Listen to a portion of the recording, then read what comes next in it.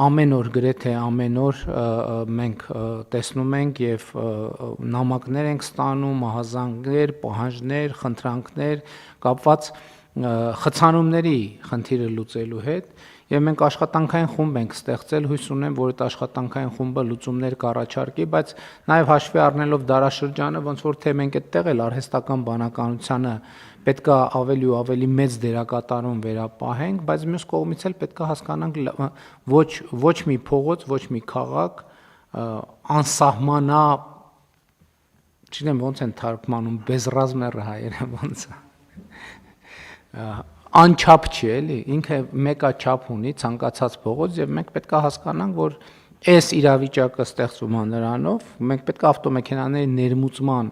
վիճակագրությունը տեսնենք եւ հասկանանք, որ այդ մեքենան գալիս է մտնում է այդ նույն փողոցը, բոլորը գալիս են մտնում են, ընդ որում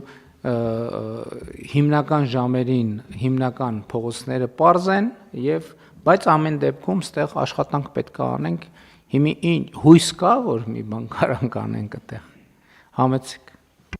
Վարչապետ, միանշանակ հույս կա եւ իրականում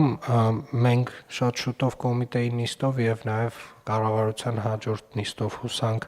կքննարկենք Երևանի թիմն ու օրենքը, որտեղ որ ունենք նոր կարգավորումներ, մասնավորապես օրինազանց վարորդների եւ ավտոմեքենաների կայանման սխալ վայրերում կազմակերպելու դեպքում, այսպես ասած, այդ քարշակ ծառայությունը արտապատվիրակելու հնարավորություն ենք ստեղծում եւ իրականում երեք կոմպոնենտ կա մեր ընդհանուր խցանումների հետ կապված։ Առաջին կոմպոնենտը միանշանակ ավտոմեքենաների քանակն է։ Միայն Երևան քաղաքում տարեկան մոտավորապես 12000 ավտոմեքենա է գրանցվում եւ բոլորը մտնում են երթևեկության մաս են դառնում եւ նաեւ հարակից մարզերից էլ նույնպես ավտոմեքենաները այդ թիվը չեմ բարձրաձայնում, մոտ մի այդքան էլ հարակից մարզերում է տեղի ունենում։ Երկրորդ կոմպոնենտը իրականում մեր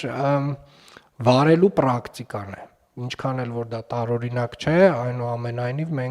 մեր շատ խցանումներ առաջանում են, որովհետև օրինակի համար վերջի վայրկյանին ընդեղին լույսի տակով անցած մարդը գնում է եւ կանգնում է խաչմերուկի մեջտեղում եւ դա էական մեծ դեր ունի, այսինքն մեր վարելու պրակտիկայում մենք բազմաթիվ խնդիրներ ունենք եւ երրորդը արդեն ձեր ասած լուծումներն են, որոնք որ կարող են այս երկու խնդիրների ինչ որ տրամաբանությամբ լուծումների դեպքում էականորեն մեղմել իրավիճակը եւ մեր տեսլականը գլոբալ առումով այն է, որ Երևան քաղաքում պետք է գերակայի հանրային տրանսպորտը պետք է ունենա առանձնացված գծեր, հանրային տրանսպորտը պետք է լինի ամենահարմարավետ միջոցը քաղաքով տեղաշարժվելու համար եւ նաեւ կառավարությունը տեղել ջանք չի խնայում, ուզում եմ տեղեկացնել, պարոն վարչապետ, որ 45 տրոլեյբուսները, որոնք որ ձեր հանձնարարականով եւ կառավարության ֆինանսավորմամբ Երևան քաղաքը ստանում է, մի փոքր ուշանալու են կապված Իրանում իրավիճակի հետ, բայց մայիսի կեսերին 45 տրոլեյբուսները կհասնեն Երևան։ Հավանիչ տեսանյութը եւ բաժանորդագրվիչ նորությունները բաց չթողնելու համար